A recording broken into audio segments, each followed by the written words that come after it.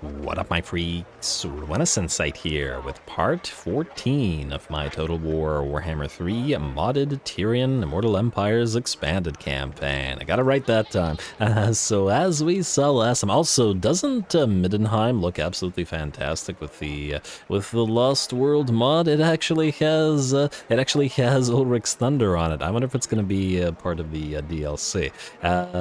Seeing Middenheim in proper form and knowing that it'll probably be just some little tiny regular settlement on the map in the DLC is going to be a little bit unfortunate, but well, I guess we'll bring back the mod later. Anyway, Middenheim aside, as we saw last time, much more important happenings as the Civil War has, if not quite really come to an end, at the very least, a decisive blow has been dealt as Nagarond has fallen and Tyrion has taken Malekith's head. Funnily enough, I do think these guys probably have enough settlements to probably get Malekith on the field for at least one more fight, but without Nagarond, I don't expect that they will have an easy time defending against us. In terms of what we gotta do this turn, there's actually still a fair few moves to make, and in fact, unless I'm mistaken, we also have like 1 billion blurbs that we got last time, after admittedly an episode or two where we didn't get any, but it makes sense that we got a bunch after, well, things started happening. Now, the first thing before we get to that I would like to do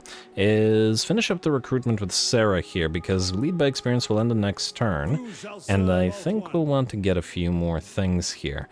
Namely, what I would like to do is this. First of all,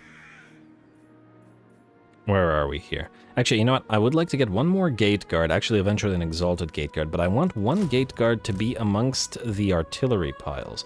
Assuming that well, let's say, I don't want more than 6 Eagle Claw bolt throwers because that's ridiculous, but anyway, assuming you two become exalted, we will replace you two with 2 more Tyrion chariots for 8. These 2 will also be exalted Tyrion chariots. Then we'll have room for 4 units. 2 of these 4 will be Frostfire Phoenixes, and then we'll have room for 2. 1 has to be a mage.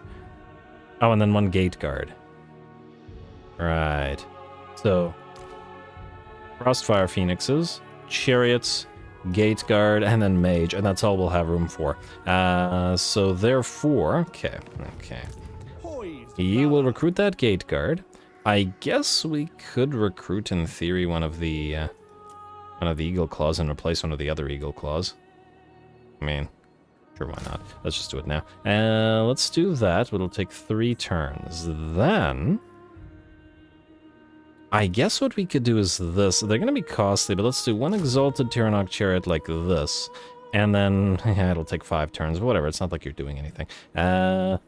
The other exalted Tyrion chariot is currently in one of these armies, and frankly, it might be better and or faster to simply delete it here. I know it's rank 6 instead of 4, whatever we're recruiting there. But if we delete it here, we could simply re-recruit it over on that side. I think I like that more. Like so. So we'll do that. And oh, not for you. You. Exalted Tyrion chariot, like so. Actually, while... 5 and 5. How about rebuilding the... Where are we here? Yeah, that costs us like 10,000 gold to do that, but I don't want to spend the 1,000,000 turns traveling. Yeah, there we go, that's better. Alrighty, and I guess that's good for your recruitment. We do have more recruitment to do, however, with our main recruiter man, Kevin, here. So Kevin, I'm going to go for Champion of Ulthuan, and we can't do it until next turn.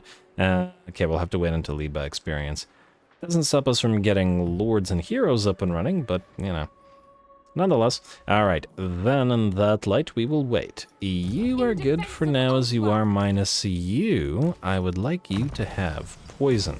We got the ancillaries last time, and Herbalist is going to go on you, giving you banishment and poison attacks, most importantly to slow enemies down as they move towards the main army. Lovely. Then, I guess we'll want to see what heroes we have. I remember that we had at least one that I wanted. I think it was a Crushing Noble, unless I'm mistaken. And yes, it is. All right, get the Crushing Noble, let's say here. We may put them elsewhere at some point. And let's take you off the chariot. Actually, you know what? Crushing Chariot, eh? You know what? I will keep you on the Athilmar Chariot. We'll send you southward to join Annalise, who's going to be using Athilmar Chariots. Might as well have a noble or two, perhaps, on Crushing Chariots. And that should be nice for them. We just need a little bit of capacity. Speaking of capacity, man, it's going to be a long time before we can get more Mist Mages. And I really like Mist Mages, so it would be nice to get more. Anyway, Lore Masters, I do like that exhilarated fella. I feel like we should get him on field. The cost is kind of insane, but it is what it is. Like so, and oh, these new recruits are going to give us more blurbs. Okay, well, we'll do the blurbs in a moment. And then there is one more thing, and that is I did want to get the Dashing Princess up and running. Just because I'm afraid of her disappearing and us never finding one again, and it's a pretty considerable buff for weapon strength and missile strength for Silver Helms and Illyrian Reavers. And the reductions are also good, too. Frankly... Oh, you know what? We can use her to deliver the Warlion Chariots, in fact, so I think I like that. Let's get her on field here. 100 influence. Always the influence gone, but it is what it is. And you can immediately have Inspiring Presence. I also believe that the Noble here, if I can find him in here, that's you, sir. And you could immediately have Knowledge of Lizardman Affairs for the industry building increase, and the rest of that we'll ignore for now.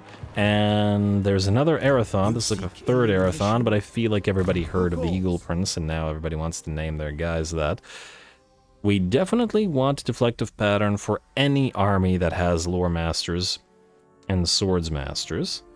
Winds of Magic cost for spells for you, spell resistance for army. We have a lot of potential spell resistance for army stacking available between different characters and abilities. We can probably max that out. Kind of interesting. Do we have anything else that buffs specific units? Bolstered armor, how wouldn't you know it? More spell resistance. I do note that this imbues magical attacks, though. Ooh. That's actually pretty critical. To many armies. I fear that we may have to get more of these guys and put them in more armies.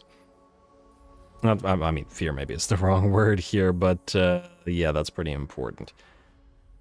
Alright, well, we're just going to have to figure it out. Anyway, you, Arathon, oh yeah, you don't need to take any points right there. Alright, then that's the recruitment, since Kevin can't do any more. I do believe I wanted Melwyn here. Oh, actually, maybe that's not the end of the recruitment. You go here for a moment. You may approach. Like so. Go, go, go. And land here. Now, you will want... Okay, you have your 4 Athilmar Chariots. You will want... Oh, actually, we're going to probably have to deliver some stuff to you as well with another Lord. Alright, so, in that light, most likely, we could get you the Exalted Silverin Guard, because we're using Silverin Guard already, like regular Silverin Guard, which means, similar to what we did here, we can delete this Silverin Guard. Yeah, I know, again, the rank is wasted, but it is what it is. Disband that. Like so. And it'll be just faster to get it here and then send it down here, because it'll only take like 2 or 3 turns to travel to Annalise while she builds up an army down there. Alright, so that's good for you guys. You don't need to wait, as we're probably not going to use that ability on you.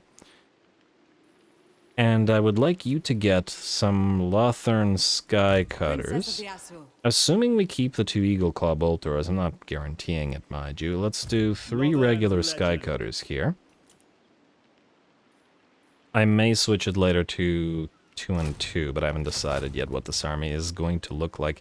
And I think I would like 1 Moondragon in this army, just to get a dragon, if not early, then at least now. And we have no room for Cav, unfortunately.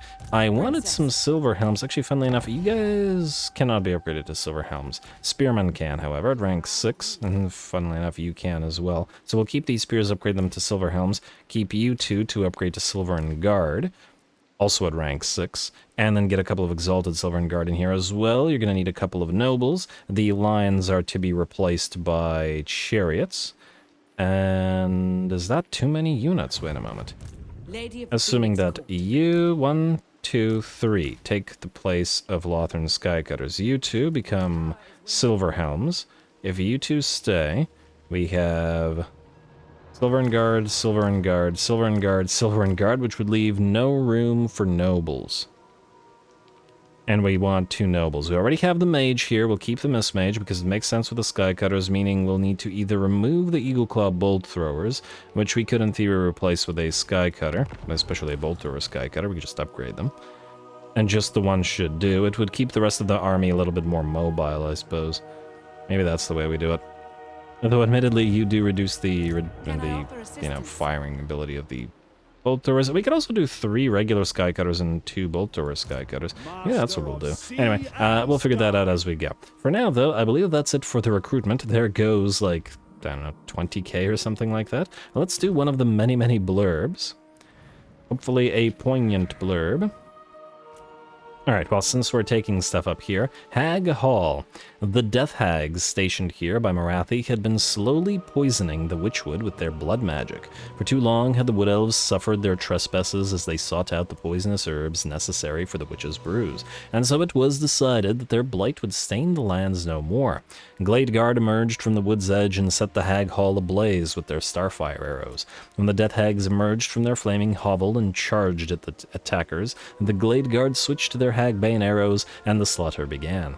The death hags had limited or little to no armor, as was their custom, and the blood runes of Khaine they had daubed onto their bodies did not protect them from the arrow's poison.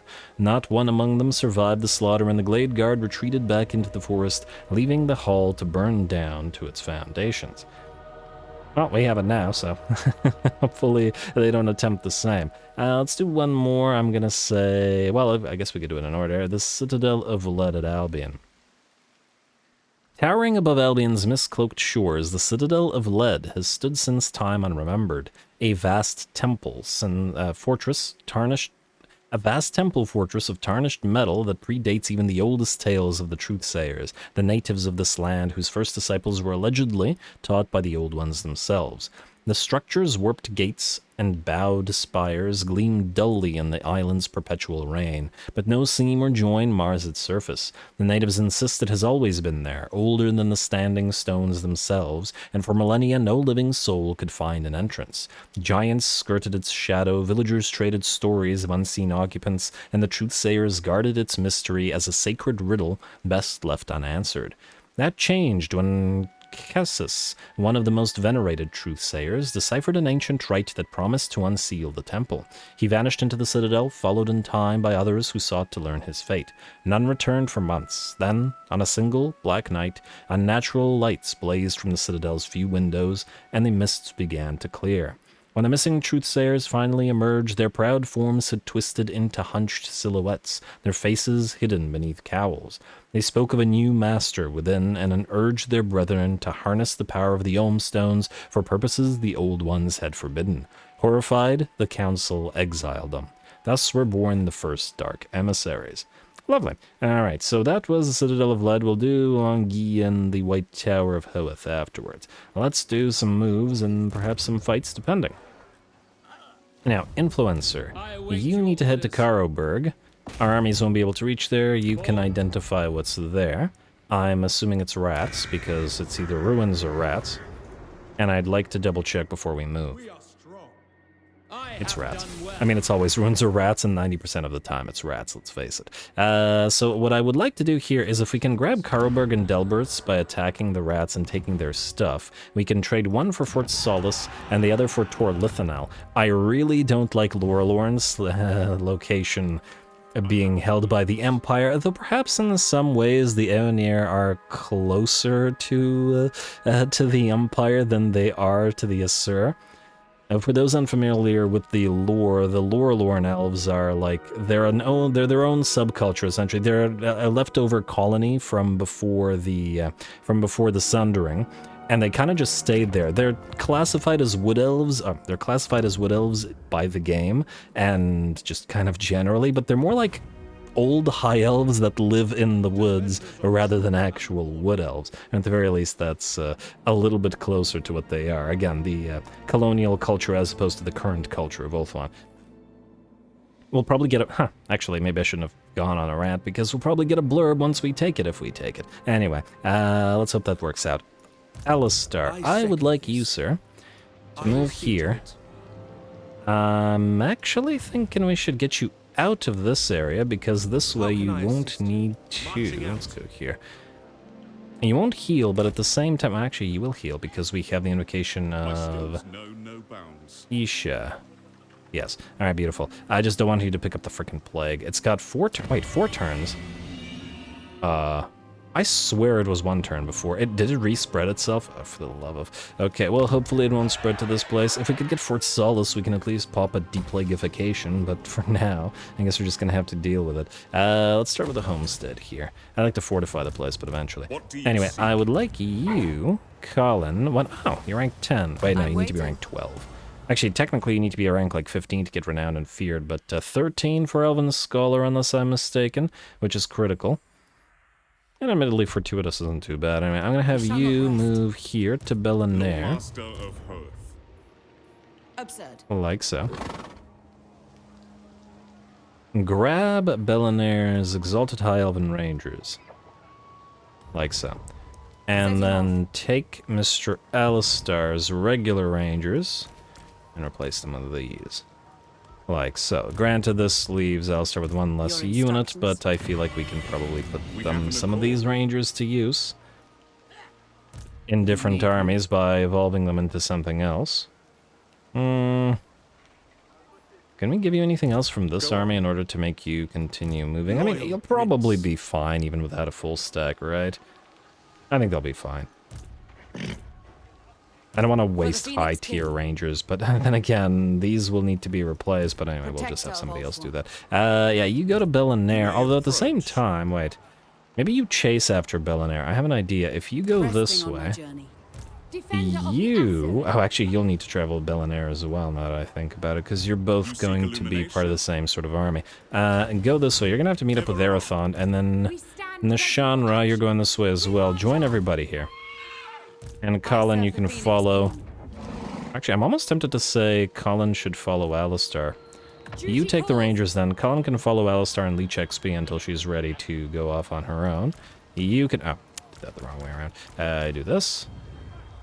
And then you go up here. Alright, I wish I had not wasted both of your movement range, but you're both follower lords, so it doesn't really matter as much, let's say. You go here. You go here. Good enough for now. Then, okay, well, let's do it in order. Erathon's probably not next. You can continue moving towards Karlberg, I guess. Kadril. Let's see. You may or may not be in range of another island. You're actually rather close to the Star Tower. There were some islands up here. Oh, including a shipwreck. And I believe there was a Skull Island here. Anything else here? The one Skull Island, I believe there was another one. Oh, it's gone. I think there was another one down there somewhere, but alas, somebody seems to have taken it. Well, now that we've lost a lot of money, I feel like we should go to this one and take it as fast as we can. And before one of the AIs cheats and takes it for themselves, so let's do that. Annalise, you could grab this mysterious island, or... Is this a ship? Yeah, this is a shipwreck. Go down and get that shipwreck. And let's see how close you can get to the mysterious island. Alright, while Melwyn recruits for you. Gonna be a bit, but that's fine. Alright, reasonably happy about that. Then that's Kadril and Annalise. Borath, I do believe you were looking to colonize Magritta. Let's have the tech thief find out if it's full of rats. Well, this place was, but that didn't actually stop us in it. Whoa! Okay, I'm glad I moved you first. Oh, there's no... Of course, this time there's no rats there. Okay, very carefully approach.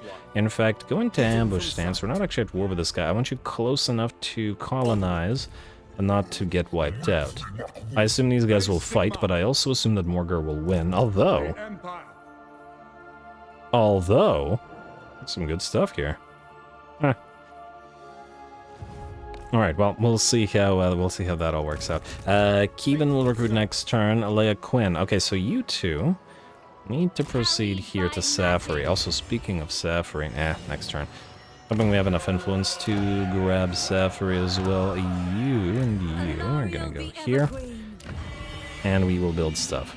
Frankly, I'm not entirely sure that we need the Athilmar Smith anymore here, but we'll build it for now, and then if we need to delete it later, we'll delete it later. Library of Hoeth, please. Unit capacity increase for Swords Masters.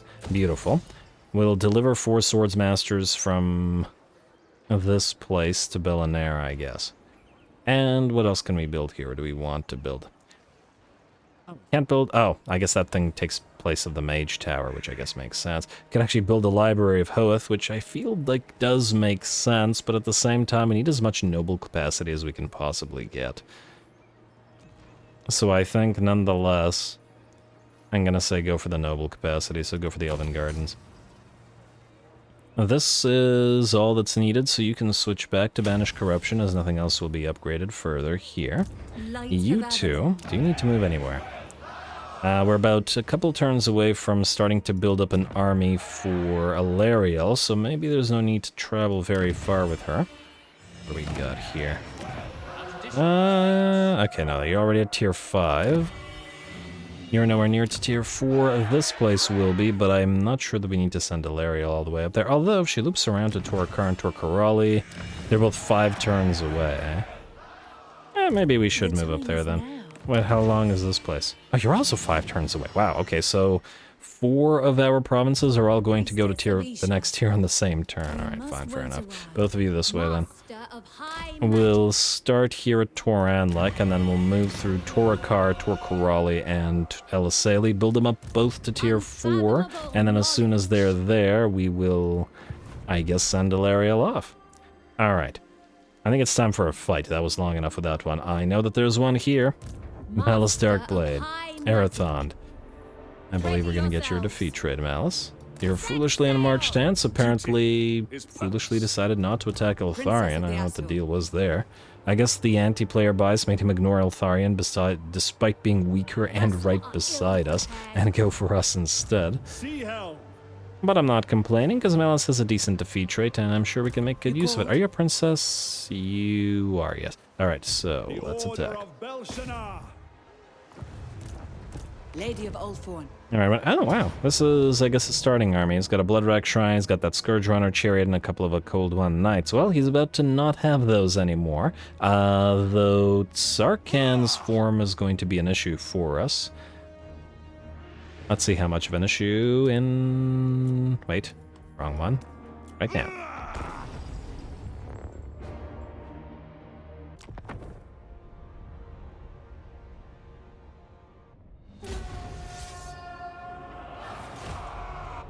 For the Sea Guard!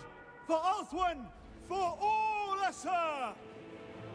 Alrighty, here we go. I believe this should be a pretty darn good fight. It is Malice's Darkblade, and he's got twice the levels that we do, plus Malice is... I mean, even going into the sort of absurd, overpowered lords that we've gotten in the third game, Malice is still very much top tier, and can dish out insane amounts of damage, and really it's not a good idea, generally speaking, to fight him in conventional means, as in surrounding him with units is a bad idea, because it'll just keep him healing and dishing out more damage to you. But anyway, I'm getting ahead of myself. We're going to start the day up by having Arathond advance with 4 units of his Eagles to the most isolated unit we can find, which is a unit of Cold One Knights, rank 9 Cold One Knights, that is. And damn, those stats are high. Ugh, every time I see them makes me want to play a cavalry-focused Dark Elf run. But anyway, we're going to tear them to shreds quick as we can before Malice and his masters can react. And in the meantime, over on the left flank, we are using our artillery flyers, i.e. our bolt thrower units of Sky Cutters, to knock out that Medusa. The Bloodrack Cauldron is out. And now we're going to have to withdraw lest the Lothran Sky Cutters take sufficient damage. The other Sky Cutters, the units with the, bows, rather than the bolt throwers, are going after that Scourge Runner Chariot because it is an anti-large projectile, or at least it was. Mathland's Spite slowed it down and allowed us to tear it apart, and similarly we have torn apart the first units of the Cold One Knights. There is another one, but it has charged directly towards our formation, where our Noble will intercept them and break their charge, and then the Silver Guard and Exalted Spearmen will close the distance. Again, those Exalted Spears looking pretty darn good. Alright, and they move on in, and we will hopefully tie up and dish out the damage to the Cold One Knights. They have Cavalry Bane on them, so they're going to have a difficult time with it. Now, there is a unit or two of these Dark Riders with repeater crossbows, not to be underestimated. They have a weaker sort of base damage than our Exalted Illyrian Reaver archers, but they have significantly higher armor piercing. And they will dish out a lot of damage to, well, pretty much anything that they can get their crossbow bolts on, so we gotta be careful. Otherwise, we are now waiting for Malice to get away from the rest of his forces here. We're going to use the reinforcing princess for that particular purpose. She's gonna fire her bow off at Malice, who will move towards her, but unfortunately for him, cold ones are a fair bit slower than horses are, so he has no hope of actually catching her, as she is just going to skirmish away.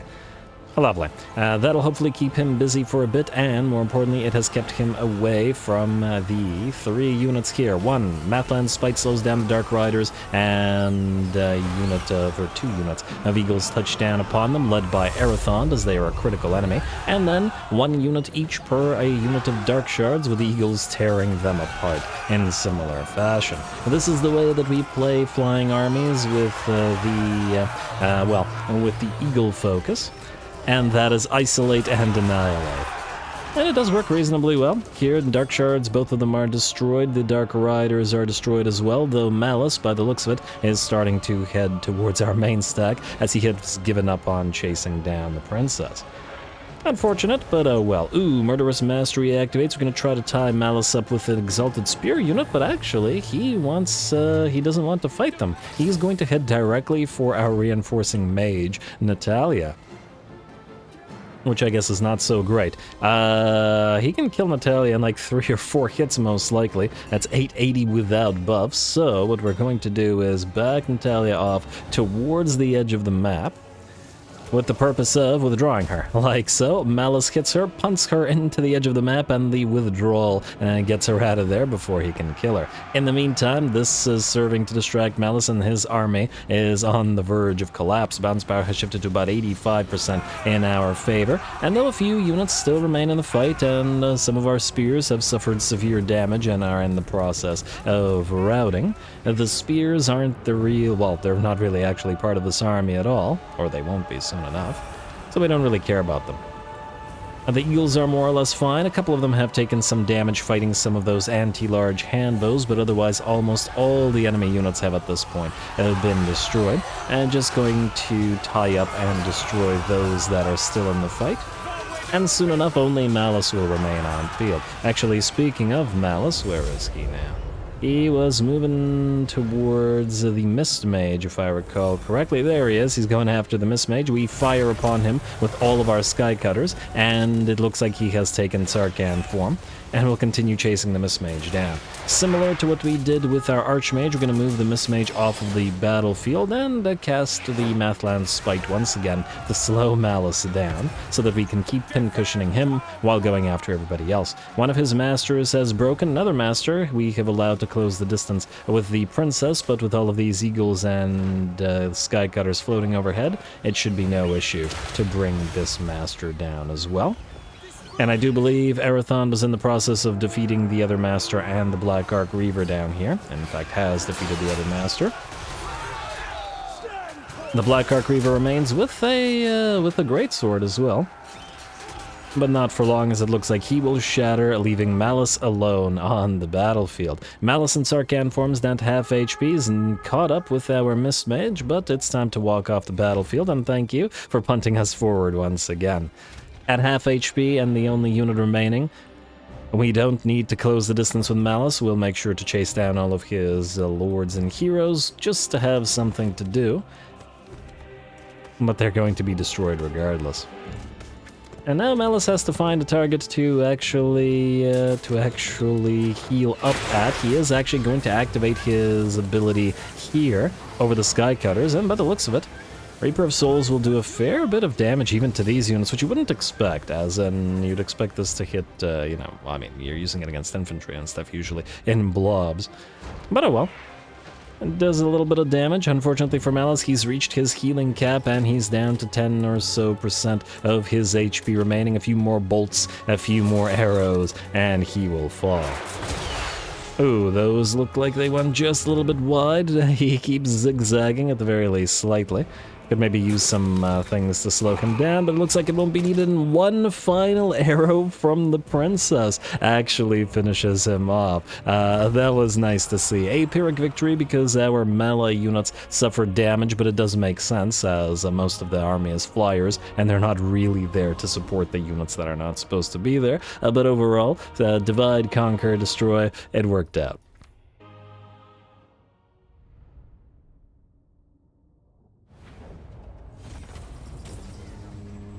Alrighty, there we go. Sorry, Malice Darkblade, but once again, you're one of those lords where it's better not to fight you conventionally, as he's absolutely monstrous when in Sarkhan form. Unfortunately for him, it did not work out for him here, as we were able to destroy his army, and bit by bit, with the eagles and the sky hunters, or the Lothern sky cutters, rather, and then destroy Malice by pincushioning him. Poor fella. Anyway, we will take the money. I would like to heal up, but at the same time, this is too much money to say no to, and we still have buildings to build this particular turn. Oh, you lose armor for this? Oh, I didn't realize that. That's not great. We don't have a lot of armor on yet. Alright, well, hopefully we can get a nice armor that gives you armor. Go figure. I did not realize that took away armor from you. Nonetheless, ooh, you have your dedication if you wanted. I guess we could at least get the dedicated to Mathland for the +5 melee defense. Ooh, or we ignore it for now and get the buffs for the eagles for the red line. Yeah, probably what we should do. Now, Tyrion, I think, is free to lose all that armor. Yeah, he'd rather have the damage, as he's already at 153. Dawnstone, no thank you. Alright, now you are still healing. We are free in theory to move up here. I was tempted to land here and then go grab the monolith of the Bloody Hand there. Are you guys still able to move as well in March stance, perhaps? Yes, and yes. We're not gonna land now. You can stay in regular stance in case we have a fight while you heal, sir. Going to get you to rank 12 and get you the rest of your army. Obviously, these are all to be replaced by heroes and flyers, since he's going to be leading our flying army, and we have to get, well, the mage that is currently in Tyrion's army to you. Anyway. A nice fight, which means... Next blurb, Languille. And the rugged coastline of the Gulf of Languille is notoriously dangerous. Sheer cliffs, unpredictable currents, and rumors of dangerous creatures preying on the unwary mean that the area is popular only with wreckers, smugglers, and the occasional cultist. But the Great Lighthouse guides ships to safety, leading them to Languille, Bretonia's great merchant city. Languille was originally the elven colony of Tor Alessi, and is once again Tor Alessi, and much of the original architecture survives, especially in its infrastructure. The Great Lighthouse towers above everything, its light visible out to the Sea of Claws. Standing 300 feet tall and built from smooth white stone, it makes the neighboring human buildings look crude by comparison. The city walls extend from the lighthouse to surround the city, 60 feet high and almost as deep. They present a formidable obstacle for any invader. Elves often visit the structure, and it is rumored that there are secret tunnels and chambers throughout the building that can only be accessed by their kind. On an island in the middle of the harbor squats Castle Languille, a human-built fortification that looks out of place next to the graceful elven structures.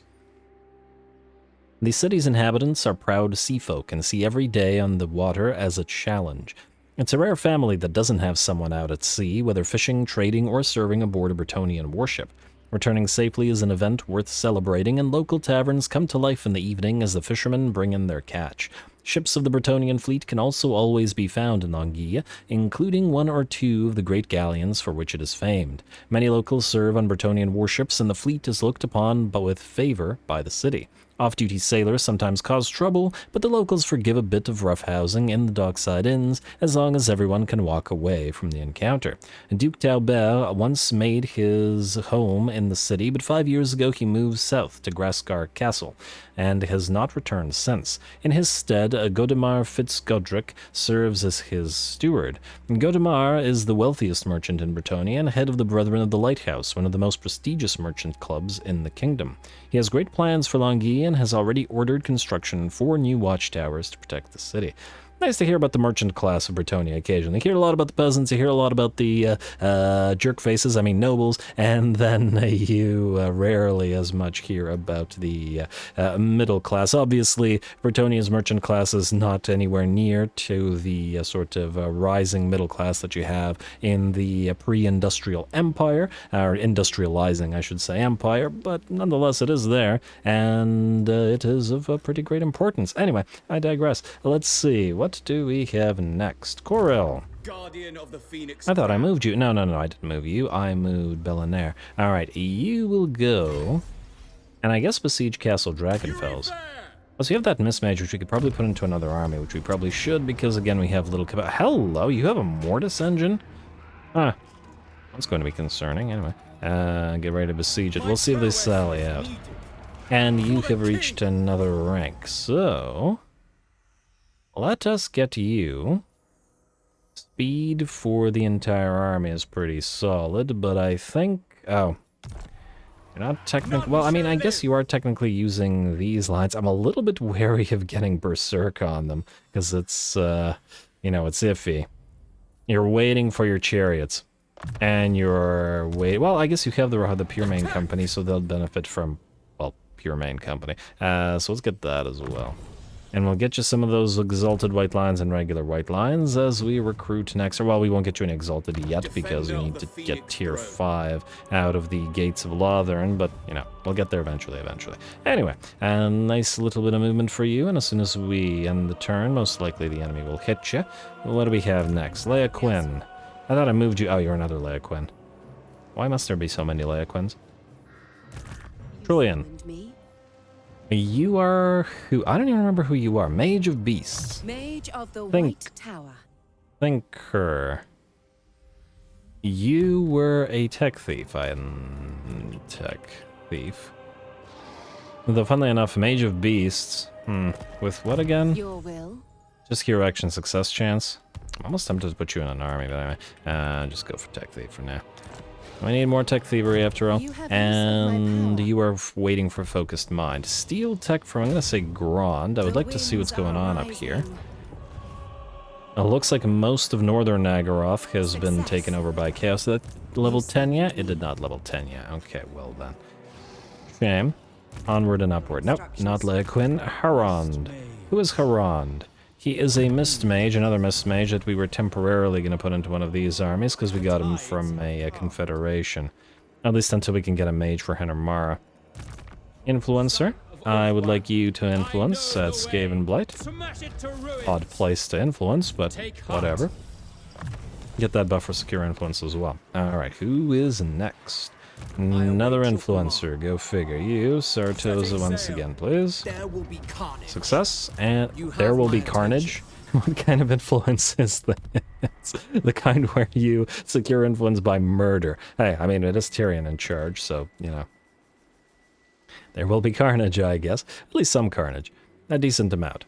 We got one turn until the Delos convoy is completed. You are going to where? So we have Sudenburg and we have Barrack-Var. I think we didn't do Socotra, so we'll go to Socotra next. I hope I'm not mistaken. I'm pretty sure I'm not. If I am, I guess we'll find out. It's only one convoy. But like I've said many a time, I have a hard time keeping track of those. Anyway, let's do building, then we'll do a blurb, then we'll end the turn, and then we'll and delete those. And then... yeah, get the tower. And then we will, end the turn and fight. Citadel of Lead, we will keep building you. Ah, I miss our 80,000 gold. We'll get 20k from Cadril next turn, though. We're keeping this place fortified, so build another gate guard garrison. I want these places nicely garrisoned in case somebody sails down.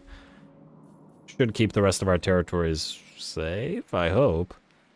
Guess we'll see. Anyway, Coast of Lyonesse, yes to the manor. Doomglades, yes to the growth, yes to the... oh, Doomglades, yes to the Temple of Vol. Yes, please. And we'll build the Royal Garrison. Eventually, we will most likely delete it, but for now, we need as much... we need the Temple of Vol to remain standing no matter what. Otherwise, growth. Iron Foothills. So we did get a Grand Repository, another tower, and I think despite the crazy cost, we're going to build it. I'm not entirely sure we need the Blessed Grove here, nor the Warhall. However, we'll leave it for now because the place might get attacked. Let's get another Elven Gardens because we want one everywhere, and obviously a plaza because people might be unhappy in Nagaroth. Though, we do get +10 control out of the occupied Black Tower of Malekith, so the control will be fixed. And then I guess we will just go straight for... actually, a Shrine of Asuryan also kind of feels like it would make sense here. I guess we'll just go for the Elven Fairground. We do want to make some money out of the place. It is a 10 rather, slot settlement. Yes. We won't upgrade you because most likely we'll delete you. Great Forest of Arden will upgrade the Castle Artois, and actually... I think maybe we start collecting the money. The money situation will fix itself eventually anyway. Marches of Kuhan, I think we're in the same position. Start collecting money and even 2,000, which is pretty nice, and build up the Toralessi Reclaimed. Yes. Summon the Sentinels, own army and province, so at the very least if somebody attacks us, we can get the Sentinels of Astaril to help us out. And... did I read this? I did not. Alright, we will give this a read at some point. But I think we've had enough blurb. Well, actually, we have one more blurb left, but we'll save some of the blurbage. And oh, wow, we actually are completely out of money now. That's a new one. I did expect it to happen, but there it is. That's why I was trying to avoid too much a global recruitment, because it's ridiculously expensive. And I guess we will upgrade Kuhan then, yes? Yes. All of you will warrant upgrades soon. And then we have no more money for anything else. Dailoa. What the heck is Dailoa? How did we get Dailoa? What is happening here? I don't remember no Dailoa. What? What? No, seriously, what is this? How did we get this? Judging by the fact that you're standing there, I think what might have happened is that one of the Tzeentchian factions gave us Dailoa from one of these guys. What a weird thing to do. Alrighty, well, you can have Dailoa. Or trade agreement. And your money. Do we want to take their money? Frankly, I don't care really that much. This is a High Elf Sea Patrol. Aislinn will never die. So we can enjoy Dailoa. Go for it, buddy. Verily, thanks for the cash. We'll use it to build more stuff. Oh, actually, I didn't check the diplomacy. Or did I check the diplomacy? I don't know. But I'm checking it now. Non-aggression pact. Nothing that we need. Defensive alliance. We could do Torelithus. Oh, no, wait. We're waiting on Torelithus. No confederation. Oh, there is something I did want to do, though. And that is... to borrow the army from Illyrian in the hopes that it weakens it, thereby allowing us to confederate them. With Stara, you'll probably be replaced by Gilgallion soon, so we'll request this army. Like so. And then we'll send you out here. Pick up this little island. May as well make use of you while we're borrowing you. There you go. How'd that do? That doesn't seem to have changed their strength at all. Wasn't that a shame? Oh well. Anything else that we want to build up? Skill? Not really. Bordelot? Yes, really. That's a pretty critical one. And I'd love to collect money, but frankly, you're not going to be making us much money right now, and the growth is frankly more important, so we'll ignore you. Same with Clark Harond, same with the Pale Sisters, and I think same with everything else. Alright, one more blurb, then turn ending, and hopefully fighting. White Tower of Hoeth. Sapphire is one of the inner kingdoms of Ulthuan, located to the southeast of the Sea of Dreams. The Kingdom of Sapphire is an enchanted land with skies that shine with all the colors of the rainbow, hills that move by night, and warm rivers that glow with gentle light. Magic courses through the blood of the Sapphirean elves, and all of the realm's princes are also mages of awesome power. They are reclusive and idiosyncratic, dwelling in exquisite mansions far from other outposts of civilization. Each noble's home has its own character that reflects the interest and magical research of its patron. The Palace of Anurion the Green is surrounded by terraced gardens containing many strange and exotic plants, with some carnivorous, some sentient, some both. Much of his collection is not even of this world. By contrast, the mansions of Hathar the Fae drift gently across the sky, never greeting the dawn twice in the same location. Though Sapphirean princes are thought eccentric by other High Elves, their independence and intellect have ever been highly valued by the Phoenix Kings. Predictability, after all, can sometimes be a weakness. The heart of Safari is the Tower of Hoeth, the elven god of wisdom.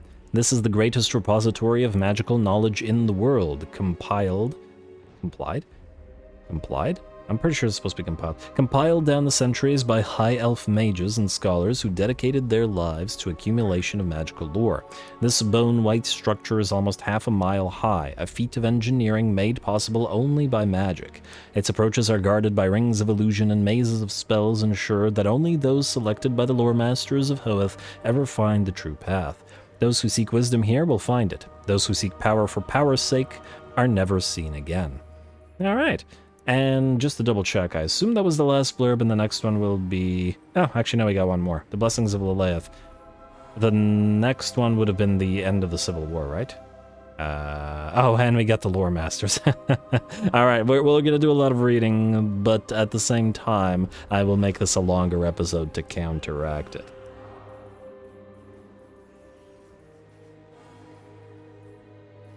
You know what? I lost the one I was looking for.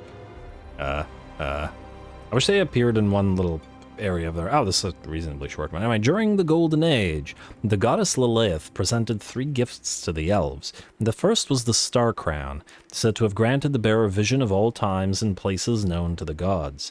The second was the Amulet of Sunfire, which brought hope to those in despair, but whose fury no evil creature could abide. The last gift was the Moonstaff, into which it was said the goddess had poured much of her power, so much did she love the elves. Alas, only the Moonstaff has survived to the reign of Finnebar the Seafarer, and other gifts have long since been lost to the tides of ruin and war. The Star Crown was shattered during Malekith's first assault on Safari. To this day, the lore masters of Hoeth search in desperation for the lost fragments of the Star Crown.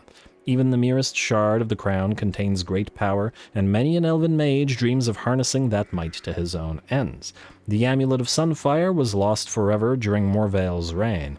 Against the Council of Hoeth lore masters, the Phoenix King gifted it to his son, Aravael, as the prince took ship for a distant land. Alas, Prince Aravael never reached his destination, but was spirited to a watery grave in the depths of the churning gulf.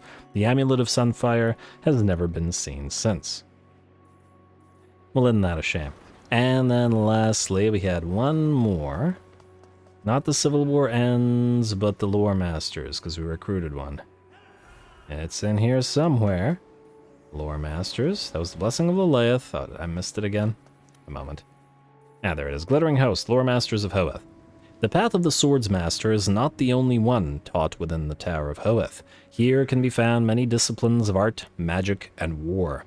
Most scholars confine themselves to studying but a single path, honing their skills until perfection is achieved. Even amongst the rarefied ranks of elvenkind, it is unusual to find an intellect capable of mastering an entire path, let alone show accomplishment in several, but it is not impossible. Such is the achievement that marks a lore master from a mere scholar. Lore masters are invariably gifted warriors, for their intellects find even the exacting disciplines of the swords masters almost childishly easy to master. Similarly, each lore master has a faultless grasp of the principles of magical lore. However, he seldom wastes time in committing more than a sliver of battle magic to memory. He is concerned with weightier and more elusive spells that are little suited to the battlefield.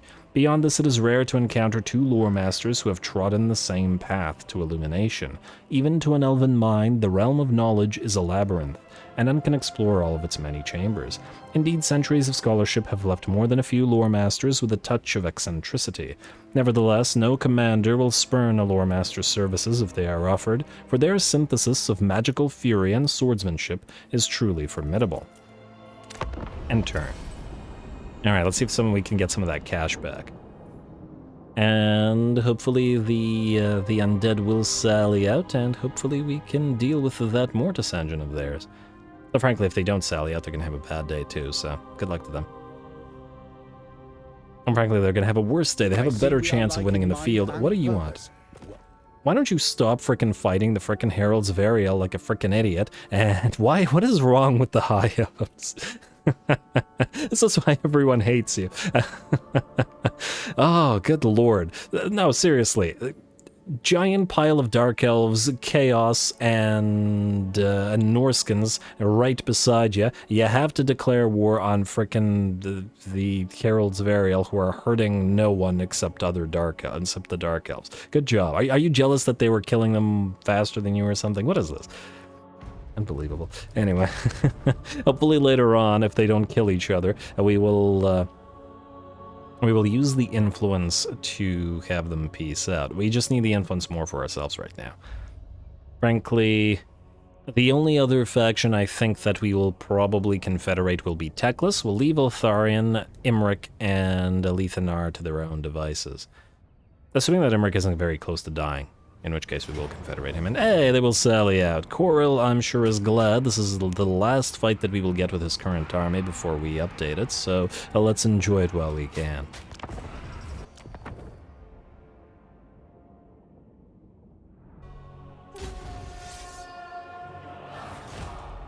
For the king! Alrighty, here we go for the king indeed. We have we had a little bit of trouble before facing off against those Cairn Wraiths, so we do have to be careful here. But the Cairn Wraiths are not going to be the main concern, at least until we destroy that Mortis engine. Always to be wary of them. Fortunately for us, Mortis engines, though ghostly looking, are not actually ethereal units, so they don't have the like 75% physical resistance, though 25% missile and 10% ward, plus regeneration and the reasonably heavy armor. Well, actually reduced by Funsing Har, not so bad. Either way, it's going to take a fair few hits to bring down, and 10,000 HP is pretty decent. For the unbuffed Eagle Claw Boltors that this army has, it's going to take a bit of effort. But at the end of the day, the effort time sure will tell. In the meantime, our units, our fast movers, all 8 of our fast movers, the Exalted Illyrian Reavers and the War Lions, are all hidden in the 2 trees to the sides of our army. I'm hopeful that the entirety of the enemy army will engage the main line of Silverin Guard,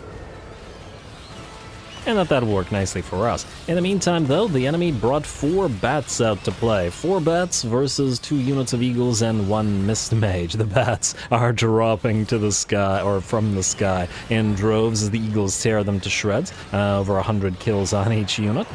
And 4 units of bats completely annihilated. One of the units, actually they both took about 40% of their HP and damage, which is not too bad. We did manage to heal one of the eagles with with the Ladriel Shroud, and then we'll heal the other one up soon as we're ready. In the meantime, it looks like the enemy had a similar idea and used its Cairn Wraiths to attempt to get around our army, finding our fast movers, and we do countercharge them with the Exalted Illyrian Reavers between the buffs to large units in the forest and the fact that they're very fragile. The Cairn Wraiths rapidly take 50% of their HP. Gonna have to focus these guys down hard as we can, so we'll send the Eagles to help out and charge in 3 more units, devote basically half of our army's resources to the 2 Cairn Wraiths on both sides. On the left flank, the Cairn Wraiths also have a Black Coach with them. Though the Black Coach isn't super threatening here because the AI doesn't really understand how to use the unit. But the Cairn Wraiths very much are. They do 50% damage to another Illyrian Reaver unit and another Warline unit. We'll rear charge them with the other 2, but it's taking so much effort without any spells to damage them and any magical damage. Again, yeah, I'm being reminded a little bit of Kislev, where it's kind of difficult to get, a decent amount of spellcasters up and running. I guess maybe the game is trying to incentivize that you bring more... of the caster lords so that you don't have to wait for hero mages. And especially if you want to use them as tech thieves and other things, yeah, even with access to the mist mages, we need a lot more. Anyway, I digress. From the destruction of that Mortis engine, our Reaper Bolter, I call them Reaper Bolters every time, from our Eagle Claw Bolters, they have switched targets to the enemy Crypt Hulks and have focused them down by being able to fire over the heads of the units of infantry and taken them out. The Silverin Guard are doing a great job holding the line as we're 4 minutes in and they've just been holding, essentially, while we still try to deal with these Cairn Raids. Fortunately, at long last, the Cairn Raids are destroyed and our fast movers are ready to move in to hit the enemy rear ranks. War Lions with their armor-piercing and Illyrian Reavers with their charge and their Bone Crusher do pretty good work here, causing morale shocks and decent amounts of damage. Although the Lion Banner of Trace has never fallen as the Puremain Company stood strong in the center of the map, the enemy's center is now on the verge of collapse, so the flanks remain as there are Great Weapon and Halberd Graveguard there. On both flanks, that is.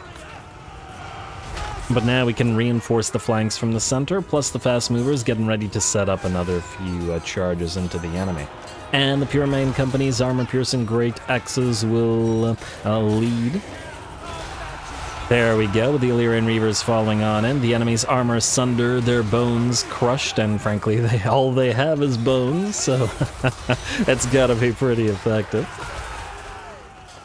And there we go. With that, the enemy army begins to shatter and disintegrate. Certainly took some effort, with lots of our units at about 50% of their HP, but by the looks of it, model losses weren't too severe, so I think we should recover decently. Well, a lovely fight, and we bid farewell to Kemmler's faction.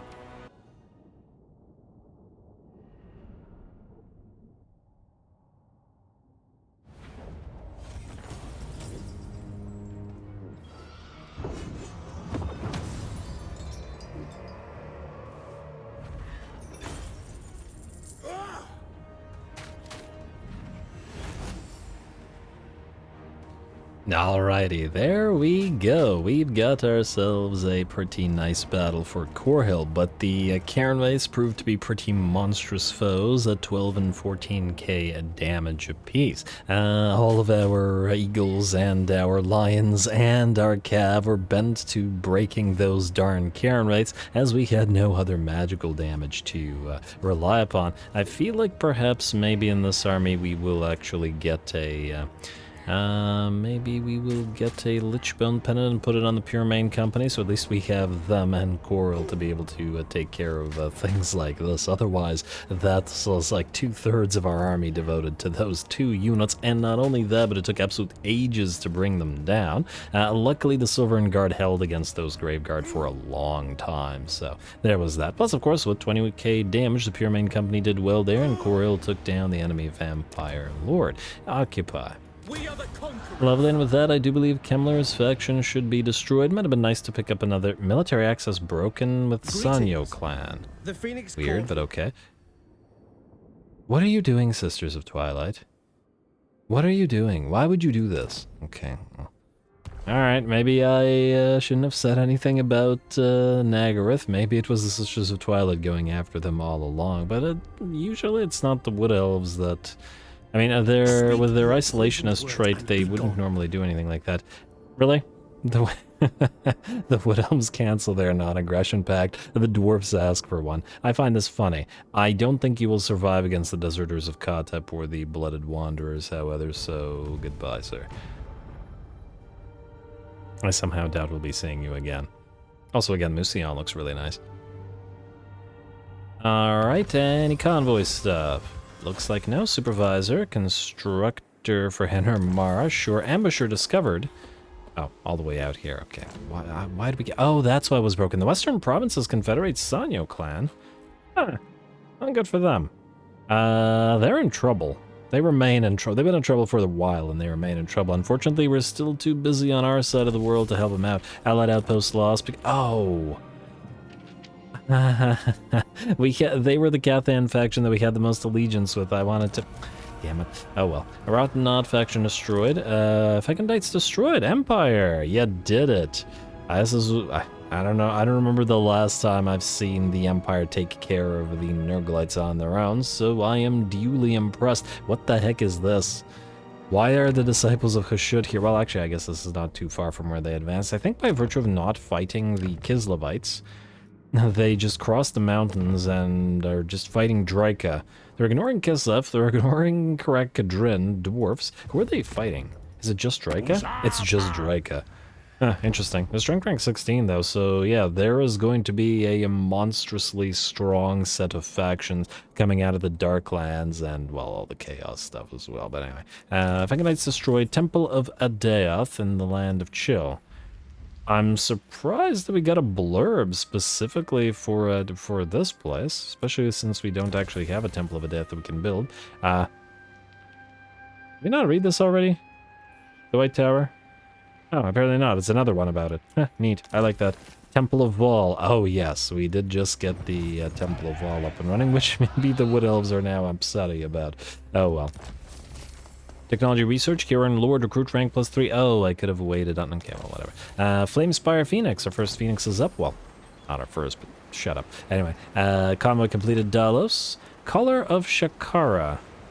It's a decent item. 2 Sepulchral Stalkers, one of my favorite units in the game, and by far my favorite unit in the Tomb King roster. Yes, please. Granted, we have no way to heal the constructs, but if of any of the constructs, if it's not a Bone Giant, I would take the Sepulchral Stalkers. Very nice. Alrighty, and the Color of Shakara we will keep, obviously. Next convoy, we are going to Socotra, and that will be... you're returning to capital, so I guess that's Bel-Adanal. Do you need to level? You do. Let us level. Oh, no, you do not. We're saving for rank 8 so that we can get casualty replenishment in foreign territory, and then after rank 8, having both of these, we save for rank 12 and the stuff that we get here. So yeah, basically, you're moving, buddy. Oh, you're nearly rank 8 there, Ingmir Convoy. Away you go to Socotra. Wait, new convoy. Bel-Adanal to Socotra. There you go. Also, just out of curiosity, anything new, interesting? Hello. I mean, it's just Empire. Guns? No, we're not taking that. Elves, no guns. No guns. Don't request. Yeah. We want our influence. We need our influence. There's a lot of uses that we have for it still, and we are still desperate for more and will remain so for quite the while, I'd wager. Hey, we got that Library of Hoth. Meaning we do have another mage... No, we do not. Are you telling me that the Library of Hoth did not increase mage capacity? No, it did not. It only increased their hero recruit rank, which is something, but I am irked. I am somewhat irked. But what can you do? I guess we need to be tier 5 to increase mage capacity. Good lord, game. Why are you making it so difficult to get mages? Lore Masters. Second is nice, but there are probably more fighty ones that we could use, though don't get me wrong, it's not bad. Hey, another Conscientious Noble. Lovely. Alright, so we gotta get the Conscientious Noble on field immediately. 2 more influence. To do more influence. To keep influence. Whatever. We could get one here. Wait, we can't get nobles here. Where can we get nobles that is closest to an enemy faction? Oh, look at that. Little Chem is still alive. Yes, we could get one here and move all the way up to Norska. Can we get nobles here? Wait, didn't I build a noble thing here? Yes, I did. Oh, good job. Past me. Very recently past me. Conscientious, yes. Speak your mind. And Influencer. We still have like half of the no mounts.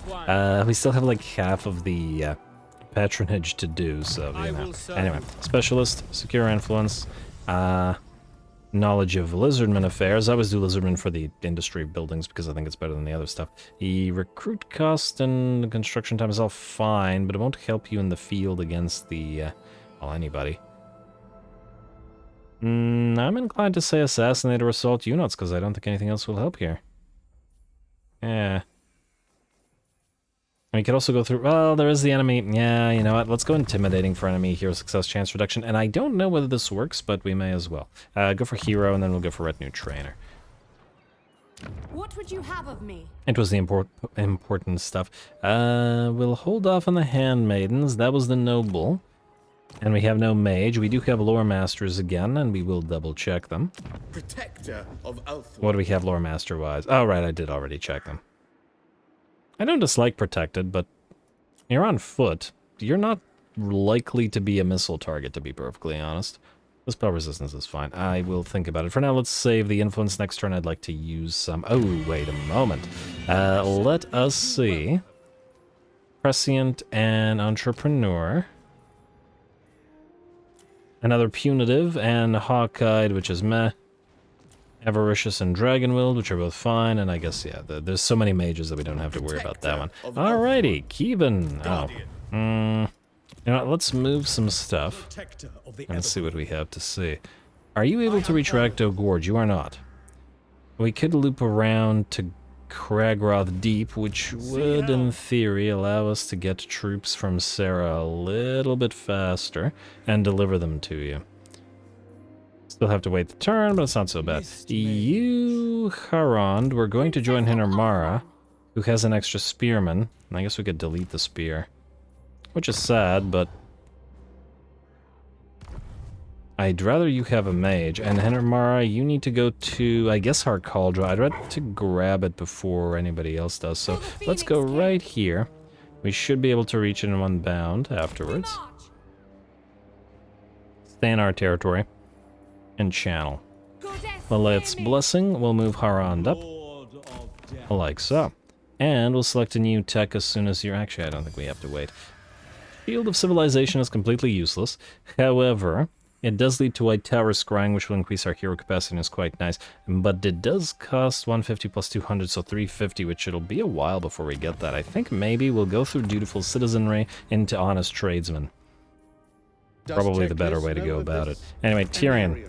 I guess we're going to grab Kragroth Deep to complete this province, and then we'll hit Hex Gate afterwards, and you can use the time to channel, so yes. Also, I wonder if this is full of rats. It's always fun. It's always gambling. Is it full of rats? Is it not full of rats? Alright, anyway. Sarah, you are good where you are. Lovely. Alistar, I believe you've got some rats yourself to deal with. You, Influencer, will influence from here once, then we'll head to Delbert's afterwards. You did succeed. Well done. You're at rank 9, though, and that means you're saving, because we want Knowledge of Lizardman Affairs and Secure Influence. Yes. Alright. You currently have 3 territories. Is it 1, 2, and 3? Actually, there's a lot of ruins here. Ugh, probably full of other rats. You were... I completely forgot about the Broken Axe, actually. Yeah, my bad. Okay, we're gonna have to send Korhil down there. I completely forgot these guys were here. Oh, Lord. Okay, that's good, because they could have retaken Bordello. I'm glad I accidentally realized that by seeing the Broken Axe here. And what the heck? Why are you at war with Leofric's Fellowship? They're all the way on the other side of the world. Unless you're actually on the other side of the world, and whatever. And just got a random ruin here. Strange stuff. Leofric's Fellowship will join your war again. No. We will talk to Leofric's Hello? Talk to Leofric's Fellowship. We'll join your war against Clan Rikek.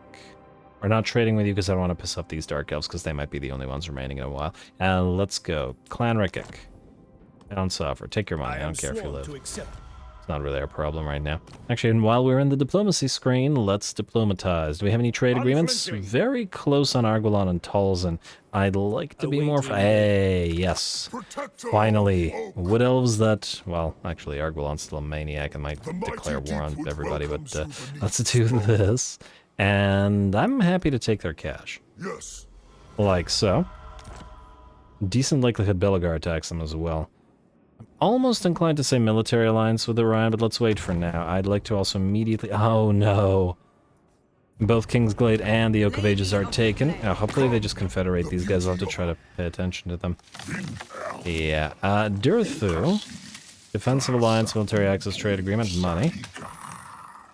Do you also not have it? Yes, you do have an outpost available in Grimhold. Okay, so assuming you don't lose Grimhold, which you're about to lose.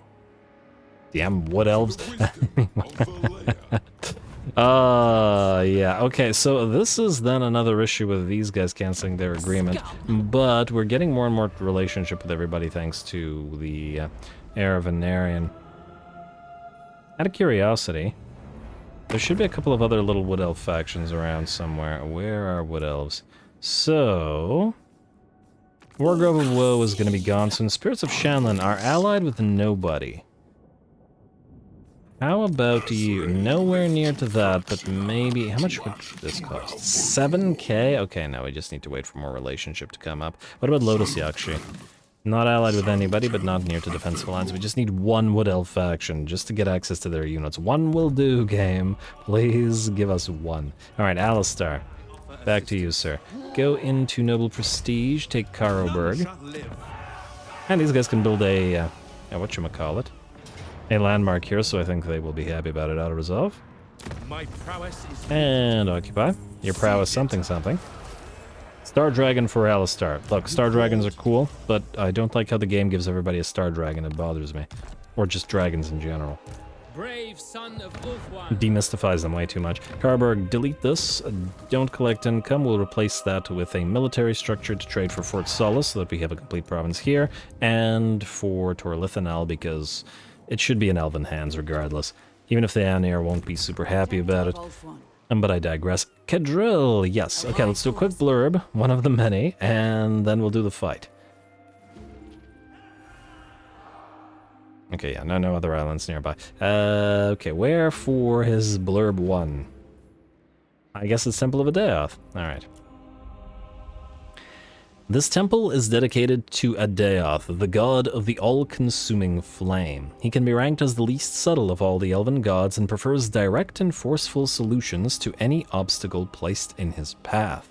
The bringer of wrath and fire is a being of monstrous pride and unbridled power. When Elenil set about devouring his offspring, most fled or attempted to hide. Adeoth did neither, but met his ebon sire in battle.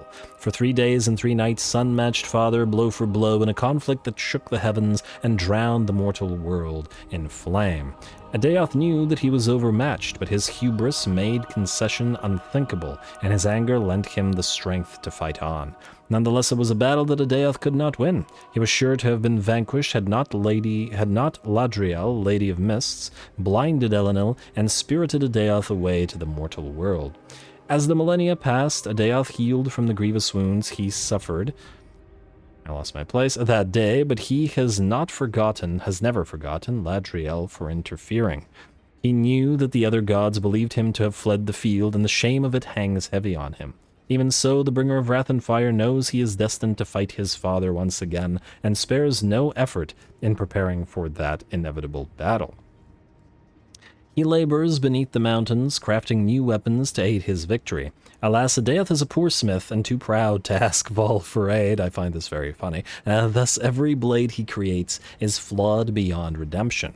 With each failure, his anger grows, causing the ground to quake and lava to flow. In Nagaroth, the Dark Elves see fire burst from the mountaintops and know that the bringer of wrath and fire has forged another crooked sword.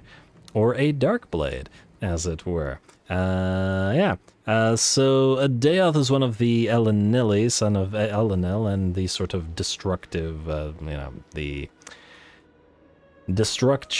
gods that represent destruction, like Hukon, earthquakes, the sky, etc., etc., etc. I imagine that we will probably get some more blurbs about them at some point, but anyway. For some reason, Adeoth, kind of, the all-consuming flame, kind of reminds me of the Catan Yadrazatha, the burning one. I know, it's just kind of similar names and stuff, but anyway. Yeah, alright, we did the blurb. Let's do the fight. Kedril, what are you at here? You have Dark in the Skies, you have favorable winds for your everybody. You are missing Silver Torrent for the Illyrian Reaver Archers. Silver Torrent it is. We don't need Heart of Flame in this army. And we don't need a movable force, I take it. Wait, or do we? If you will it. No, I was wondering if the Sea Guard would double up on it. More importantly, perhaps, you now have... Ooh, wait, actually.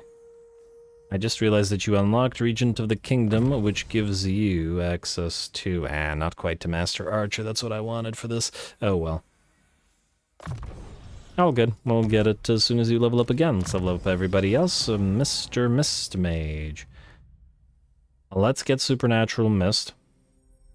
Melee damage reflection for when the enemy attack us, and missile resistance is always nice to have. This is not super useful to us here, but Cloak of Dew very much is, as it makes you even more tanky. I may put you on an Eagle, I may keep you on the Skycutter, I haven't decided. You, Noble, Have 3 points too, yeah? Horsemaster was the important thing for the Illyrian Reavers. I have not decided on these once again. We have Retinue Trainer, so we could go to Foe Seeker. You know what, let's actually get Speed of Asuryan. And we should probably get Word of Loic as well, but anyway. And Maiden. You have Hawkish Precision, which is the important thing. Let's finish up Retinue Valet, get Retinue Quartermaster, and then move into Retinue Physician. Now, okay, Drill. Go after Skull Island, please. We need the cash. Spray the Cove, and what do we have here? Ooh, 4 artillery pieces, only 1 Rotting Leviathan. This is going to warrant a completely different strategy than we had last time. And oh, you should not be on that dragon. Well, we're not going to back off. We'll try to remember to take you off the dragon after the fight and then, you know, have you attack stuff. Or, you know what I mean, go.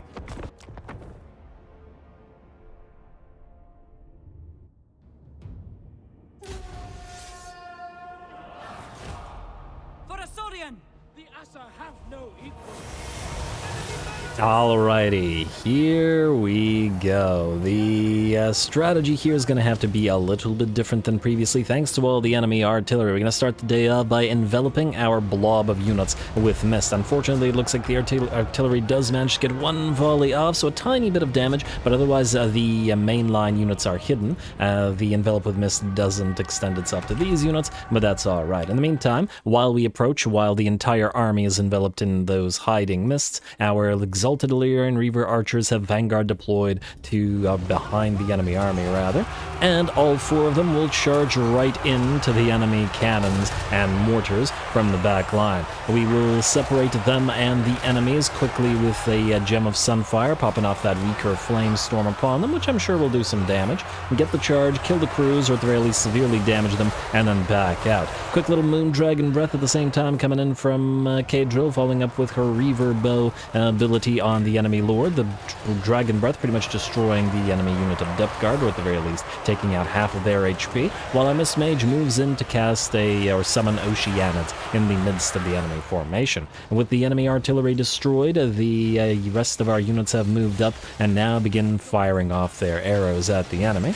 We've already seen the extreme effectiveness of the Exalted Illyrian Exalted Illyrian Reaver Archers, but also the Exalted Archers, whether it be heavy arrowheads or regular arrowheads. And damn well do they fire quickly, filling the ranks of the enemies with many an arrow. Actually, are we at max reload rate on these guys? We should be on the regular archers. What about the... yeah, wow. 105 on the heavy arrowheads. They are not at max reload time. Interesting. Alright, so we'll need a few more auras on them. How about you all? 4.7 and 4.0. Okay, so yeah, 1 more aura should do it for the... well, one of the units, because they have different reload times. Lather and Seaguard. And then maybe 2 auras for the Elven archers with heavy arrowheads. Either way, not important. What is important is that the strategy works out. We couldn't lead the enemy army towards us with the Illyrian Reaver archers irritating them, but they bring down the big beastie here, and overall the strategy works out pretty darn well. We're probably not keeping K-Drill on the dragon here. Don't get me wrong, I like the dragon, but I also kind of like her on foot, and I don't like to overuse the dragons anyway. Plus, remember that the princesses do provide the loose, or Dark in the Skies now, aura, and that reload skill is pretty darn useful to everybody here, so, yeah. I'll think about that, though. I did want to get that Moon Dragon. Well, we're already recruiting the Moon Dragon for Annalise, and thus I don't want the sort of armies repeating each other, though in terms of concept they'll be pretty different. Either way, fun little bit of fighting we had here.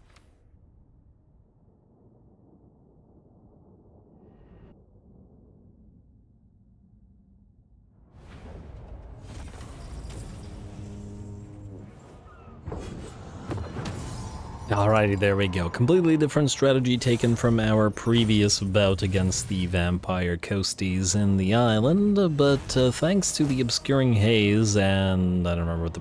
wait. Is it obscuring it? Well, the passive and the active abilities that cloaked our army in mists, allowing us to, you know, not be targeted by the enemy artillery and missile fire, allowed us to beat them pretty handily. Plus, of course, the heroic charge of the Exalted Illyrian Reavers into the enemy guns, and while taking some damage, silencing their artillery for good. Solid work out of the Mistmage as well, with nearly 20k damage. Actually, I have no idea how you got that much damage. You did one... Huh. Is it... Huh. Could it be 41 kills? I'm wondering if it's actually counting the damage dealt. Oh, you know what? No, I know what happened. It was the Gem of Sunfire that did that. Yeah. Alright, I forgot that it was in this army. We will eventually put it into a different army because we'll need the fire resistance for the fire army, lest it hurt itself in its confusion, i.e. lizardmen, salamanders. Anyway, I'm gonna say take the money again. How many more turns do we have left of the invocation here? 7. Okay, so we're still good. The immunity to attrition is really working for us in the sea here, and there's that 20k. Next up, since the Skull Island that was here has now been taken by one of these jerk faces, I guess we will... well, there's no nearby island other than... There's a shipwreck here. I know that shipwrecks can have materials at sea. And another shipwreck. Okay, yeah, this is where we're going. Frankly, I was going to send Annalise down there, but at the same time, Annalise can go southward for the other shipwreck. Plus, Cadrill being stronger and was more likely to succeed at actually taking the Star Tower, so let's go this way. Alright, and I don't think Annalise is next, so I would say let's do it in order, but let us first, as soon as Annalise stops moving. Which shall be hopefully soon. Ooh, you know what I didn't check? I didn't check the Confederation stuff last turn. Now let's see if we got anything interesting Confederation-wise. Nope, still 10.3. Come on, man. What are you doing? We're plus 240, and we took your only army. Okay, well, he is, I guess, feeling a little bit too safe, but there isn't really anything we can do about that. You can grab the Remnants of Battle while we're here. And Arabian Arms, and you can pick up this Remnants of Battle as well, and then head for whichever next island you have nearby. And frankly, if you get sunk, we don't care. Hall of True Silver, Heavy Iron. You got double up on Heavy Iron, eh? Kind of interesting. Especially after Cagel's. There's a Sea Corpse up here, but it's just the one. That's a Sea Corpse down here. Alright, I think you're gonna head down here. May as well keep making good use of this army. Anyway, let's do a blurb since we once again have a lot of them. Suddenly. We did the Temple of Adeoth. Let's do the part two of the White Tower of Hoeth. The White Tower of Hoeth is the greatest repository of arcane knowledge within the whole world, compiled down the millennia. See, it's compiled this time. Down the millennia by the Tower's lore masters, the greatest mages and scholars of Ulthuan, and therefore the world, who have dedicated their lives. I'm just laughing because a great day for Ulthuan, and therefore the world. Anyway, who have dedicated their lives to pursuit and documentation of knowledge, wisdom, and truth. Indeed, the tower is not just a tremendous feat of architecture, but also the center of learning for the entire island continent. And again, remember how last episode, or the episode before last, I was ranting about the fact that princes and princesses get the scholar trait in their blue line, and archmages, the ones that spend hundreds of years as scholars, do not. Maybe they don't study the things that help anybody, maybe that's what it's saying, but what the heck, game? Anyway, built on the Order of the Phoenix King, Bel Corhadris, the Scholar King, more than 20 centuries before the current era, this ivory white structure thrusts more than a mile into the air above the surrounding forest. Okay, I see why Slaanesh wanted Safari. Anyway, a feat made possible only by the incredible magic of Safari's archmages. The tower stands at the point of a particular confluence of the coursing magical energies of the Great Vortex, a fact lending the tower a greater strength than any creation of mere brick and mortar. Here the High Elves learn and study high magic, the only spellcraft that uses all the winds of magic in harmony. Teclis, the same mage that helped the humans of the Empire found the colleges of magic, is now the High Lore Master of the White Tower, and he presides over some of the mightiest wizards in the world. And Belaner, who we have here, was his teacher. Anyway, I do believe that's one blurb. Let's go to whoever's next. So Borath. This is concerning. These guys are still at war. I would imagine that they can defeat Mr. Morger here, though I can't guarantee it. Ooh, Tech Thief while I have you. You steal tech, you steal influence. Or get him. Oh, you useless. Okay, anyway. Tech Thief, don't fail me. Don't do it.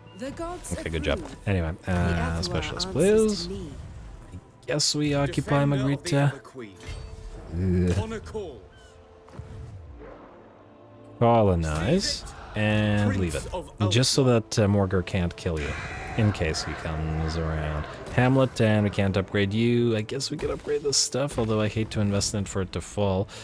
Decent likelihood the Skaven also declare war on us, so we will need to send one of the newly built armies down here in, frankly, rather short order. Anyway, Kevin, you will be recruiting shortly, but I'm going to leave you alone for a minute.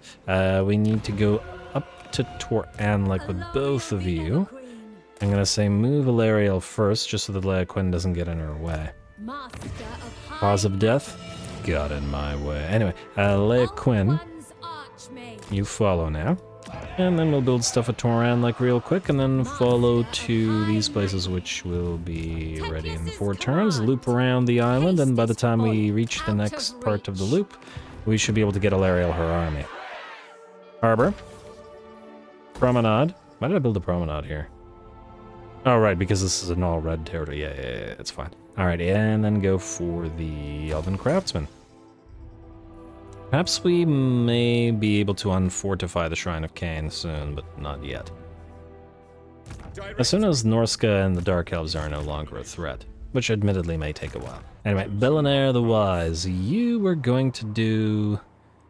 Well, you were going to grab the shipwreck, so let's go as close to it as you can. Hopefully you don't immediately get attacked by Norskins, but you should be pretty safe out here because Kustalton was doing a good job. Princess of Ulthuan. Despite his disgusting color scheme. And, were there 2 with you? No, there were not 2 with you. There were 2 with Mr. Arathon. Arathon. You're going for Serpent Jetty? Yeah, that's fine. Alright, Eltharion, good job. I guess we'll send Eltharion, or Arathon rather, up to Monolith of Bjork Bloody Hand then. Start moving through the interior of Norska. He's still waiting for his army, but at least this way he can land in friendly territory and heal up a bit. Like so.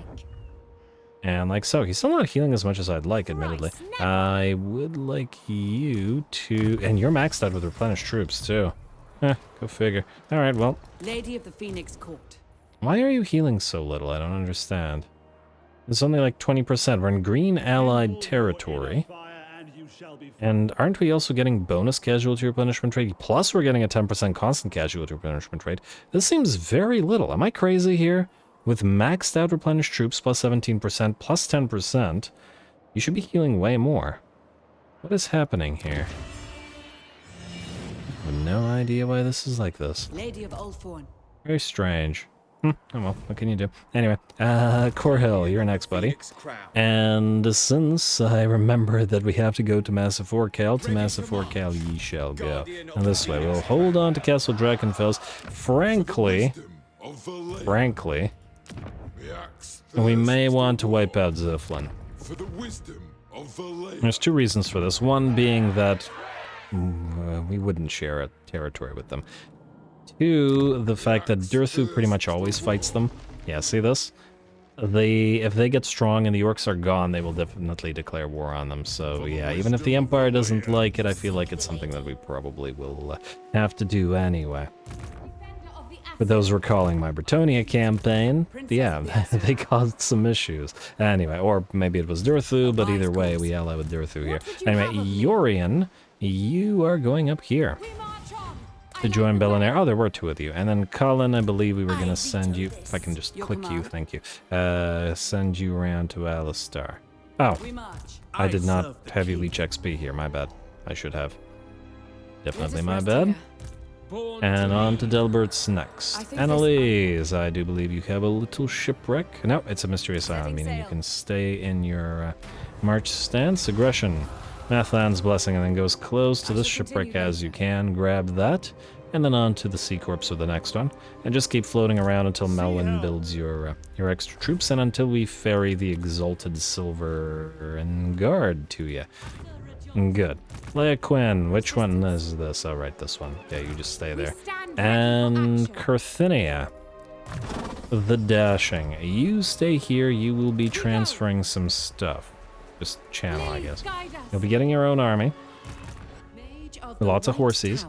But for now, channel. You need to rank up. Still take from the Chill Road now. If you get to rank 10, we will be able to increase your success chance.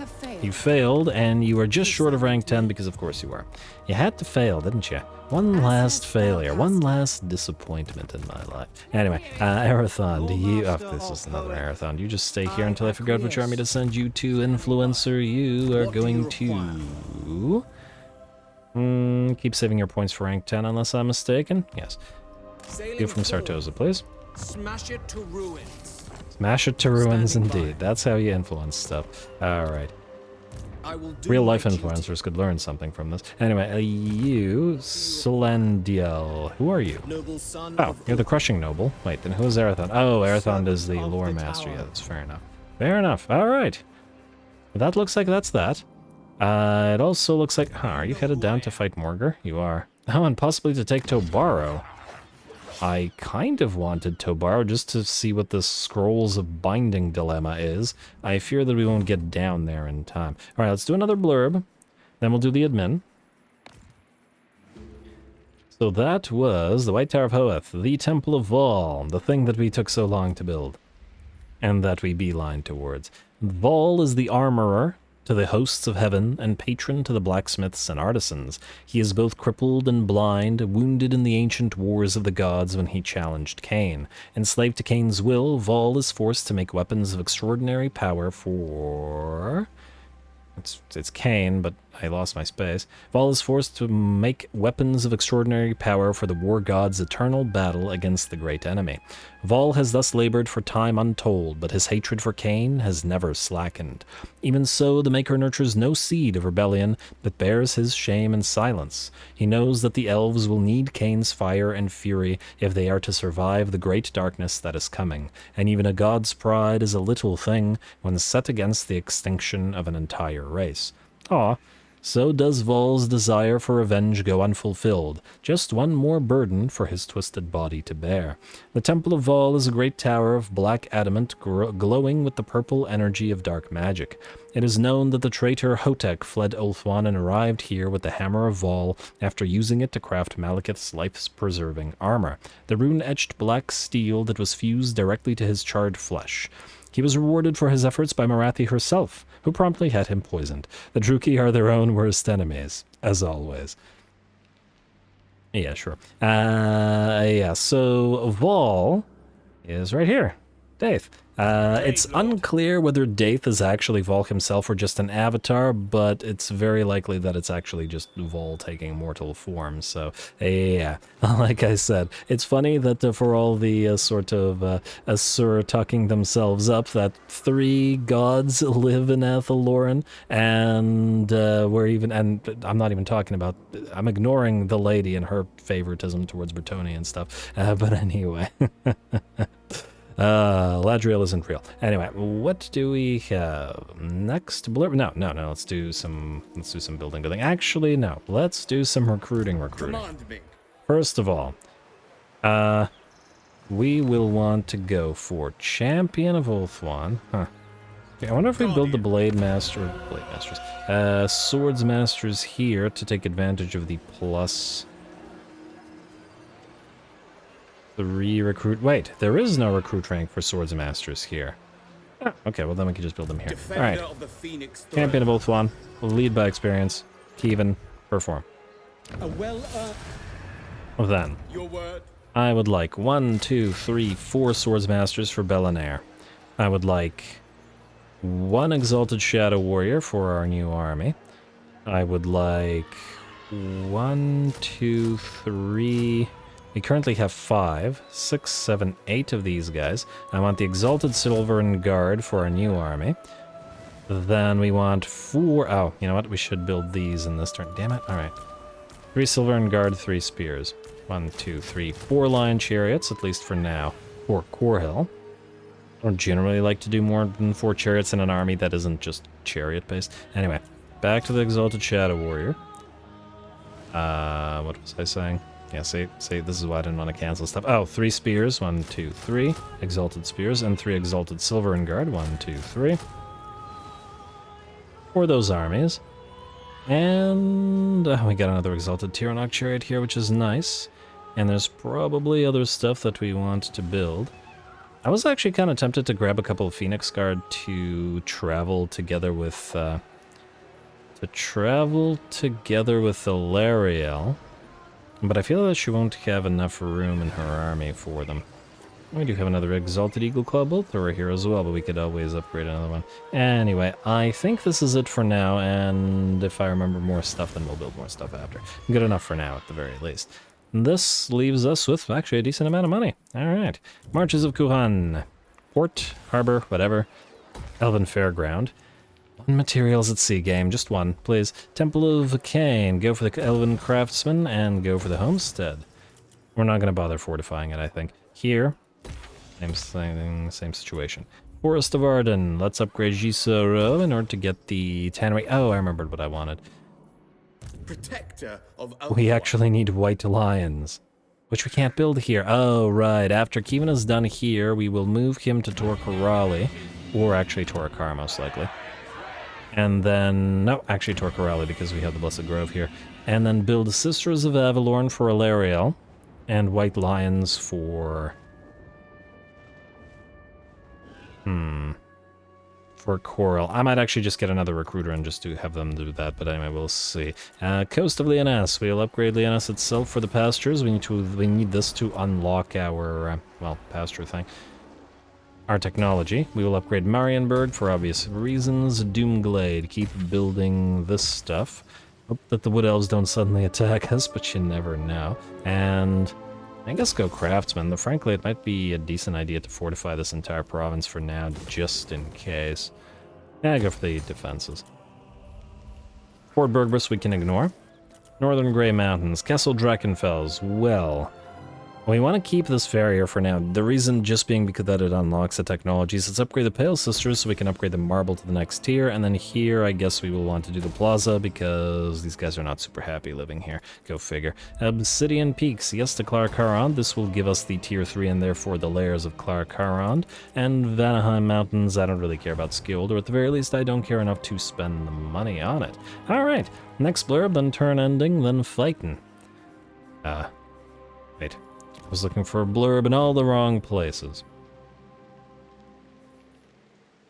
That was the White Tower, that was the Temple of Vol, Flamespire Phoenix, which we just constructed for Tyrion. The Phoenixes of Ulthuan dwell amongst the Flamespires, great alabaster pillars of rock that stand sentinel about the shrine of Asuryan. These constantly burn with magical flame, for Akshi, the wind of fire, gusts about these rocks as it is drawn inexorably towards the Isle of the Dead. Yet Akshi has left its mark on more than silent stones. Over generations, phoenixes have become attuned to fire magic, harnessing it at whim. When a Flamespire Phoenix is enraged, its plumage explodes into a magical flame, causing the creature to leave a trail of angry fire in its wake. Should one be slain, it explodes, leaving naught behind but a shower of flaming cinders. If the winds of magic ebb, the creature perishes, as all living beings eventually must. Yet if the air is sufficiently suffused with magic, the fiery fragments swiftly recoalesce. With a booming inrush of air and a flash of searing light, the Phoenix is reborn to fight anew. Flamespire Phoenixes lack the gift of a civilized tongue. However, they understand Elven speak well enough, and if treated with proper respect, can be bargained with. Unlike the Great Eagles, which can actually speak Eltharan, or some of them can, or at the very least some of them do. Many of them probably can, but don't want to, but yeah, anyway. Indeed, an accord exists between them and the Phoenix Guard, with the latter often calling upon the birds to serve as war mounts. This is a truly fearsome combination, the clear-headed judgment of the Phoenix Knight directing the Flamespire's fires to where they can cause the most damage. Alright, was that the last blurb? Just to double check, we are ready to go to... By the looks of it, we are. Next turn. Skip building outpost upgrade. Is there anybody who's important? Oh. You are not, but actually I would like to double check something. Specifically, Khaine outposts. Some of them may need to be upgraded to the next tier. Plaza of the White Tiger outpost not yet done. Jade Quartz is done, and we will need access to all their units, so we will go for High Elf District. Western provinces and northern provinces are not done. Ghost of Pawash, we will need to upgrade yours to get access to all the nice lizard stuff. And Arguelon, you haven't lost Grimhold. Oh, that was this turn. You're still probably going to lose Grimhold, but we'll see. And oh, wow. Belagar. Screw White Peaks, I'm going to kill some elves. You know what? I respect this. I completely respect this. That's fantastic. He's actually doing very well. I don't usually see Belagar. His strength rank 16, anywhere near that strength rank. If he does kill off a Wood Elf faction, though, or take one of their territories, we are going to have to kill him. I hope you guys realize this. This won't stand. Anyway, skip, and turn. Oh, we also have the Dragon Armor of Anarion that we can still do in hopefully short order. But I didn't besiege anything and forget something. But anyway. I'd like to do one more battle if at all possible. Again, obviously a much longer episode this time around because of all the blurbs. I was actually going to do a big old round of naming this episode, but considering all the blurbs we had, though good blurbs, don't get me wrong, I wanted to make sure that we got some battles instead. So we'll do the naming next time, assuming that I don't forget. We shall see. Either way, let's see if anybody attacks us. Let's keep an eye on those dwarfs. And see what they they, by the looks of it, defeated Durthu. Alright, well, their axes have already wounded him basically unto insanity once. I mean, granted, it was sort of a straw that broke the camel's back there, but situation, but nonetheless. Huh. Watch them take the Oak of Ages. Alright, it looks like no further attacks from anybody. We'll just have to make our own attacks, won't we? I certainly don't mind. Alright. Hey, the jug of dream wine, go figure. While passing through your lands, your forces are approached by a wine merchant. A middle-aged lady calling herself Marlene. Although she appears somewhat aged, it is clear that there's a youthful vigor about her, perhaps beyond what might be expected. In fact, such a curiosity is soon confirmed as she offers to sell some of what she calls her dream wine for a very reasonable price, explaining that drinking it brings good health, long life, and a youthful appearance. A small amount of coin is exchanged for the dark, syrupy vintage, and she soon leaves, heading in the direction of the nearby vineyard. Jug of dream wine. This lord will be wounded instead of killed in battle. Character experience gain, 20 physical resistance, and unbreakable. This one I have had before, though, and if the lord carries it, they basically get addicted to it and then start gaining a negative trait with a bunch of negatives, including a massive amount of Slaneshi corruption. Oh, Caravan arrived. Wait, no. That's not our caravan. Somebody else's caravan arrived to Lothern, which makes sense. Anyway, that begins outpost construction. Oh, they can build outposts. Confederation for Dolgan. Good for the Dolgan. And there's that beautiful citizenry. Swordsmasters. Our first swordsmasters constructed, or recruited, for Belair. And we'll go for honest tradesmen, which includes income from all buildings plus 5% next, which will be quite nice.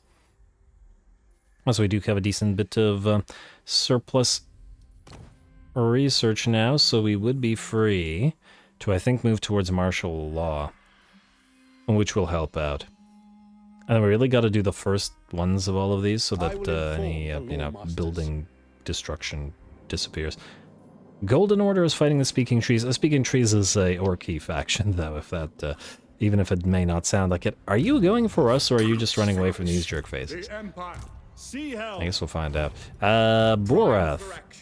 I don't believe we need you here anymore. At the very least, you're not picking up any more ruins, so unless there's a little island, like a mysterious island or a...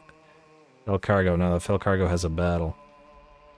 Yeah, I don't think there's anything nearby where you can... There's a shipwreck, but I do believe we're going to send an army out there. So you, Borath, efficient though you are, we're going to disband you, and we'll bring you back as needed if needed. Alright. Protecting Ulthuan. I think we're good here. Anyway, do we have a fight? I would like to do one more fight before we end the episode, if at all possible. Nothing here. Cauldra. Oh, Well, our Cauldron has decent defenses. Not that they would trouble Hanamara at all, to be perfectly honest.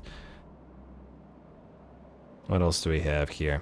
Yeah, Malice is mustering another army, and in fact this is out at sea, and with a full stack, we would be able to defend here.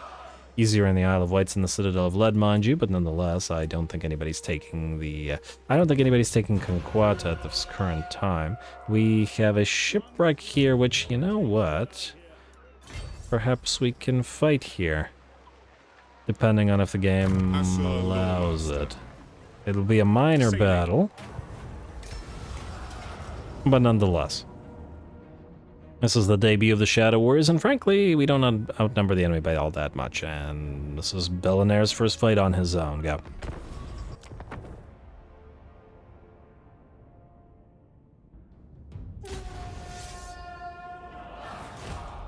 As you say. Alrighty, here we go. Belinair the Wise temporarily leading a different force once again, but soon he will have his swords masters with him and his lore masters as well, and that should keep it reasonably interesting. Ooh, I like this particular banner. I like the sort of mirrored nature of it. But anyway, we have our units of Shadow Warriors. I'm actually curious to see what the Exalted Shadow Warriors look like as compared to the regular Shadow Warriors. Fancier, go figure. More heavily armored. They've got sort of more metal on them, as it were. Yeah, but I like it. Well, we'll try to put all the different types of Shadow Warriors in this army. Anyway, speaking of the Shadow Warriors, we Vanguard deploy them over on the enemy's left flank. The Rangers are at least partially in the trees over on the right flank, while Belinair leads his limited numbers of Rangers and Spears to distract the enemy army, while it allows us to bring up the Shadow Warriors. Now, keep in mind, Shadow Warriors do not have snipe. At the very least, they don't regularly. I think Eataine probably gives them snipe, but either way. While they do solid damage, without snipe, as soon as we fire our first volleys, we are no longer hidden. But since the enemy had a unit of depth guard with polearms over on the right flank, it's, I think, pretty appropriate to devote our units to destroying them. And we can always back off if needed, as other than the depth guard, the enemy army should be pretty slow. Also kind of neat to see, ooh, there's a Searing Doom coming down from Belinair, but anyway, kind of neat to see, well, can't see who's firing at you. Like, that's just arrows coming in from over the hills. And the first unit of depth guard is destroyed, while the zombie-powered gunnery mob beside them is having a pretty bad time as well. In the meantime, the distraction force makes its way forward as the spears meet with the depth guard and zombies in the center, with, of course, Belinair helping out. There we go, and let's see, does he strike with both staff and blade? Well, at the very least, he moves his staff around a lot. I don't know if he actually whacks anybody with it, when he's not casting it anyway. There we go, but when you're casting and stabbing, it does look pretty nice.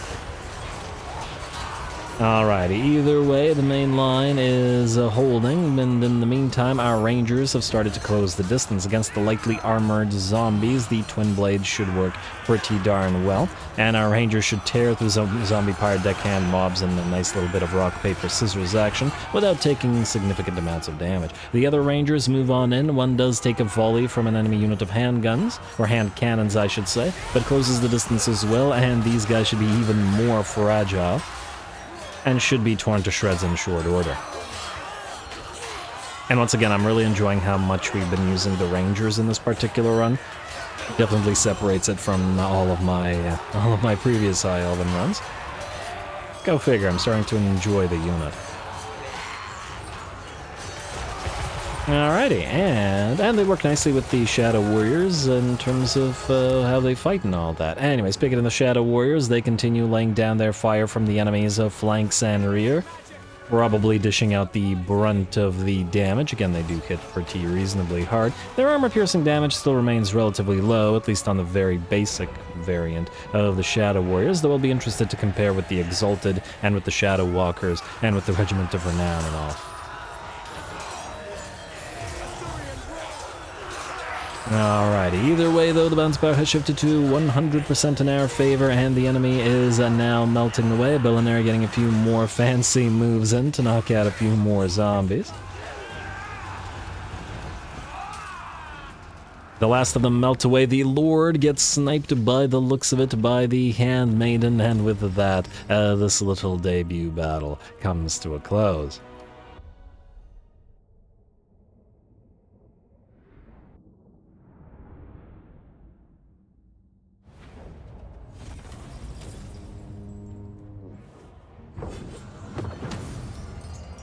Alright, there we go. A quick fight and a solid little debut for Billionaire as an army leader, I suppose. The units of Spears and the Shadow Warriors are going to a different army, but, well, they serve their purposes here. And, well, it was their debut, really. We could heal up, but, again, we're using a lot of cash right now, so I feel like I'd rather keep the cash. Alright.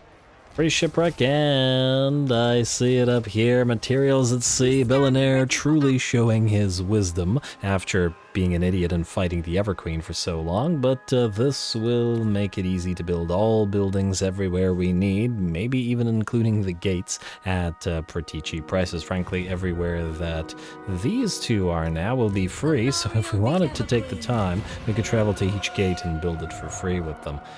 Even though we don't really need them, why not have them? Jason's growth on the Griffin Gate, and I believe they have nothing to do for 3 more turns anyway, so yeah.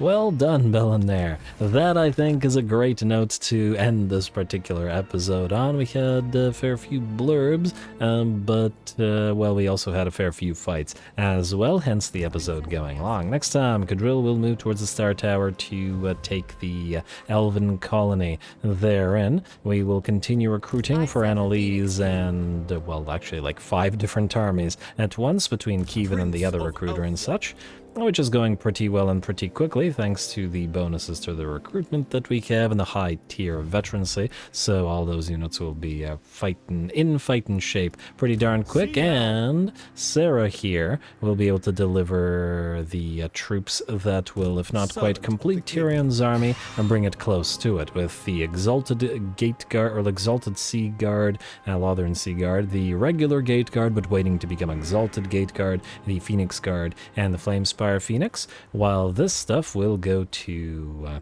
Hanner Mara's army and will be pretty nice as well, I'm sure. Anyway, stay tuned for more Tyrion and the newer armies coming along next time, and, well, the closing in on probably the Confederation of Teclis. We'll keep an eye on him at the very least. All glory to the algorithm. Likes and comments below, and thanks for watching.